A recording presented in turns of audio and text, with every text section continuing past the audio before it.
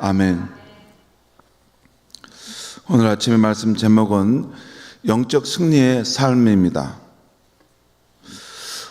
어제 아침 말씀에 아람 나라 베나닷 왕이 대군을 이끌고 와서 이스라엘을 포위하고 협박했는데요. 하지만 하나님께서 선지자를 보내 이스라엘의 승리할 전략을 가르쳐 주셨고 그대로 행함으로 이스라엘은 적은 군사로 큰 승리를 거두는 것을 보았습니다. 오늘 아침 말씀에는 그 선지자가 이스라엘 왕에게 다시 나아와 왕은 힘을 기르고 준비하셔서 해가 바뀌면 아람 왕이 다시 치러 올 것입니다 라고 예언합니다.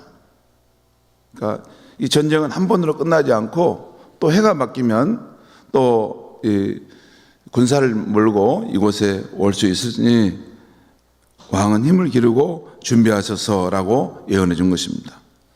그리고 아람 나라에서는 베나닷의 신하들이 앞선 전쟁에서 패배한 원인을 분석하고 그 대안을 제시합니다. 곧 이스라엘의 신은 산의 신이므로 그들이 우리보다 강했지만 우리가 만일 평지에서 싸우면 그들보다 강할 것입니다 라고 한 것입니다. 이 인간적인 지혜로 이렇게 생각하는 건데 하나님에 대해서 전혀 잘못 아는 것이죠. 하나님은 산에서만 왕이십니까? 아닙니다. 평지에서 하나님은 그분이 지으신 우주 어느 곳에서나 계시고 또한 자신을 대적하는 자들에 대해서 얼마든지 승리할 수 있는 분인데 그 당시는 이스라엘의 하나님 여호와를 이렇게 아는 바가 적기 때문에 지역신처럼 생각해서 저들의 산에서 사는 그런 백성들이니까 거기에 신이고 우리는 평지에 이 신을 믿으니까 우리가 평지에서 가면 승리하지 않겠습니까? 라고 말했던 것입니다. 아람 왕이 이 말을 듣고 다시 군사를 정비해 해가 바뀌자 전쟁을 일으켰습니다. 이번에도 전쟁의 형세는 이스라엘 군사들이 아람 나라의 군사에 비해서 크게 열세했습니다. 곧 아람 나라의 군사는 아벡 평지에 가득 찼지만 이스라엘 군사는 두 무리의 적은 염소떼 정도였습니다. 두 무리의 적은 염소떼가 어떤 상징적인 비유적인 표현인데 아무튼 아람 나라의 군사에 비해서 그 수가 너무 적어서 상대가 되지 않을 그런 군사였다는 것입니다. 자, 이런 위기의 때에 하나님의 선지자가 이스라엘 왕을 찾아왔습니다. 28절에 나와 있는데 28절을 보겠습니다. 그때 하나님의 사람이 이스라엘 왕에게 나와 말하여 이르되 여호와의 말씀에 아람 사람이 말하기를 여호와는 산의 신이요 골짜기의 신은 아니라 하는도다. 그러므로 내가 이 큰 군대를 다 내 손에 넘기리니 너희는 내가 여호와인 줄 알리라 하셨나이다 하니라. 이 말씀에는 두 가지 어떤 의미에서 이스라엘 승리할 것이라는 것이 있어요.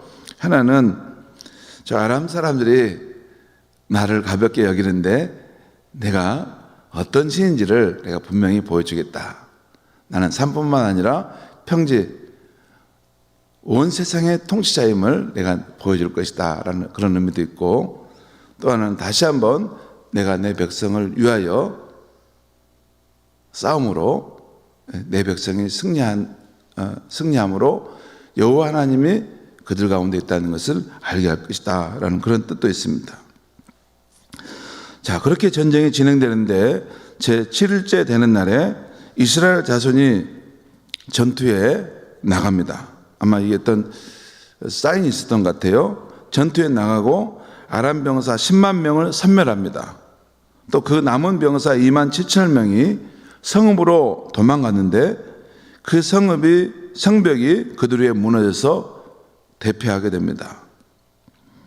결국 아람 나라 왕인 베나닷은 가까스로 어느 골방에 들어가서 그 부하들하고 숨어 있는 것입니다.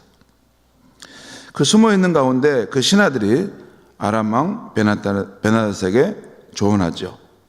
왕시여, 이스라엘 왕들은 인자한 왕이니 항복하면 혹시 왕의 생명을 살려줄 것입니다. 베나닷이 그 말을 듣고 같이 나옵니다. 그들은 패잔병처럼 나와서 이스라엘 왕 앞에 목숨을 구걸하죠. 그런데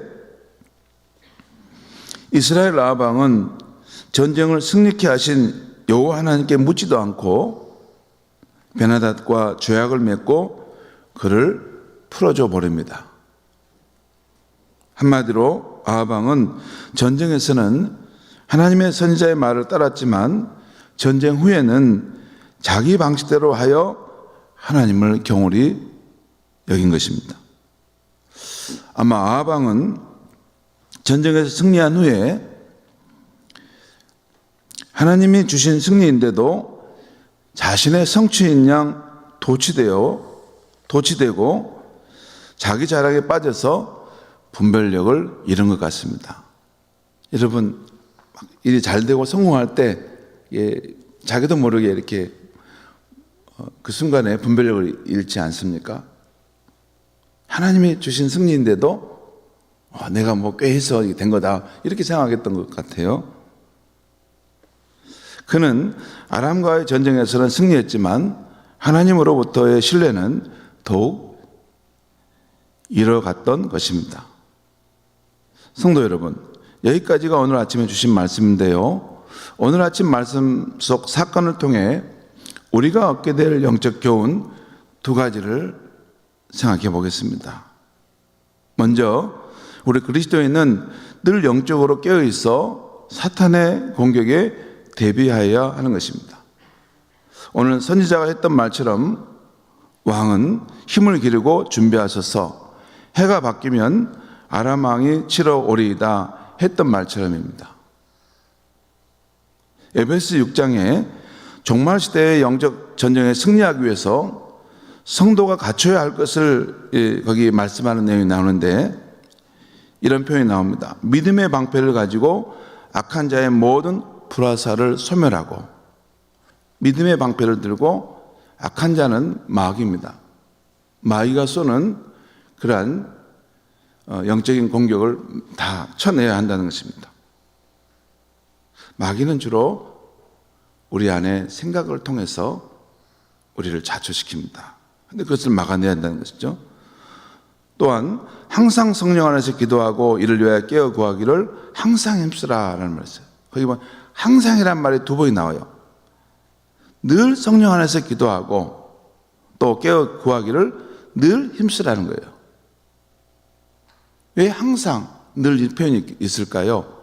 마귀의 공격은 한 번 오고 또 두 번, 세 번 오고 끝나는 게 아니라 우리가 육체를 입고 이 땅에 사는 날 동안 계속해서 온다는 것입니다. 마지막 생을 마치는 그 순간에도 마귀의 공격은 우리의 믿음을 자초시키려고 옵니다. 너가 구원받을 수 있겠어? 아니야. 너가 살아온 삶, 그 유선적인 삶을 봐라. 그렇게 해서 우리를 믿음을 좌초시키려고 한다는 것이죠. 그러니까 우리가 그리스도인이 된 이후에는 늘 깨어있고 늘 성령 안에서 기도해야 한다는 것입니다. 예수님께서도 주기도문을 통해서 우리가 시험에 빠지지 않도록 또 악에서 구하여 주십시오 주옵소서라고 기도하라고 하지 않으셨습니까? 이것은 우리의 생활 속에서 사탄, 마귀의 교묘한 공격이 실제하기 때문에 이를 어느 정도 염두에 두고 대비하며 살아야 한다는 것입니다. 다시 말씀드리지만 우리 크리스천은 천국에 도달하기 전까지 천국 이편에서는 방심해도 될 곳은 어디에도 없는 것입니다. 진짜입니다. 이것을 모르시는 분들은 좀 영적 승리를 하며 우쭐거리다가 넘어지거든요. 아닙니다. 천국에 도달하는 그때까지 마귀는 우리보다 굉장히 교묘합니다. 작은 승리는 얻도록 해준 다음에 우리가 승리에 도취될 때 기습 공격을 해서 완전히 우리를 무너뜨려 버립니다. 여러분 그렇지 않던가요? 작은 승리 뭐 하나 잘해서 이렇게 우쭐거렸는데 그 다음에 실수해서 깊은 나락으로 떨어질 때가 없었습니까? 저는 여러 번 있었습니다. 자주 있었습니다. 그래서 승리할 때 오히려 더 경계합니다. 일이 잘 될 때 마귀가 이때쯤 무슨 일을 저지르겠구나 이 생각을 합니다. 그래서 늘 조심합니다. 여러분, 마귀의 공격은 진짜 교묘합니다. 진짜 교묘한데 몇 가지 승리는 줍니다. 이렇게 승리를 얻도록 이렇게 놔둡니다. 그리고 아주 결정타를 날리는 그 부분에서는 마귀가 탁 그걸 잡고 있는 거예요. 그래 승리해라, 승리해라, 승리해라. 오, 잘 간다, 잘 간다. 어느 순간에 우리가 교만해지고 우쭐해지는데 그때 기습 공격을 쳐서 우리를 실패케 하는데 나락으로 떨어질 때 정말 너무 고통스러운 나락으로 떨어지게 만든다는 것이에요. 때로는 다시 일어날 수 없을 만큼. 그래서 한번 여러분 영적인 그런 공격을 받고 실패해가지고 돌아오지 않는 사람도 여러분 있지 않습니까? 그것이 몇 년 동안 세상 속에 헤매다가 나중에 매를 맞고 그때야 정신 차리고 돌아오지도 않습니까? 그 계기가 있습니다. 그때 결정적인 그런 탈을 맞고 넘어진 거죠. 그전에는 뭐 작은 승리, 하나님 믿는 신앙생활을 즐겁고 막 행복하게 하다가 어느 순간 한번 넘어지게 돼가지고 다시 안 돌아오는 그런 경우도 있지 않습니까?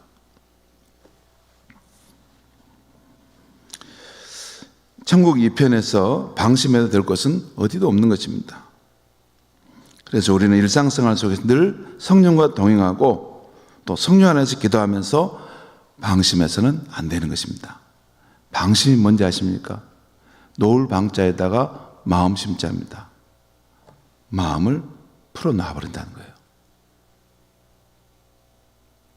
마음을 놔버린다는 거예요. 그때 사단이 기습 공격한다는 것입니다. 자, 영적 승리의 삶은 늘 영적으로 깨어 있어서 사단의 공격이 온다는 것을 늘 알고 있어야 한다는 것입니다. 다른 하나는 우리 그리스도인이 사단 마귀의 공격에 여지없이 넘어지는 자리는 방금 말씀드렸던 우리가 승리에 도취되는 때라는 것입니다. 바로 그때는 방심하게 되어 하나님의 영적 갑옷을 나도 모르게 벗어버린다는 것입니다. 나도 모르게 벗어버려요. 그런데 바로 그때 그 좋은 결과, 그 승리, 그 성공에 도취되어 자기 우월감에 빠져 곧 넘어진다는 것입니다. 그럴 때 우리가 그때 넘어질 때 우리의 기질적인 부분도 있습니다. 아무튼 오늘 아합왕의 실수가 바로 그것이에요. 전적으로 하나님의 도우심으로 전쟁에서 승리했는데 한순간 자기 성취감에 빠져 분별력을 잃어버린 것입니다. 그때 사단이 공격한 겁니다. 그래서 교묘하게 그것을 치고 들어와서 전혀 엉뚱한 그 전쟁의 판도를 만들어 놔버렸어요. 원래 그 베나닷 왕은 하나님 심판으로 어쩌면 죽임을 당해야 되는데 그렇게 살려둠으로써 나중에 또 다른 어떤 고통의 상황을 맞이하게 된 것입니다. 성도 여러분, 우리의 싸움은 혈과 육에 대한 것이 아닙니다. 악한 마귀와 마귀가 놓은 덫입니다. 또한 승리했다고 우쭐거리거나 잘 안 됐다고 우울감에 빠지는 우리의 마음속에서 마귀가 장난을 칩니다. 여러분, 두 가지입니다. 승리했다고 우쭐거리는 거기에도 마귀의 역사가 있지만, 잘 안 된다고 그 우울감을 끊지 못하고 거기에 사로잡혀 있는 모습, 이것도 그 배후의 마귀가 우리를 딱 붙들고 있는 것입니다. 갇혀버려가지고 그 감정을 벗어나지 못하는 거예요.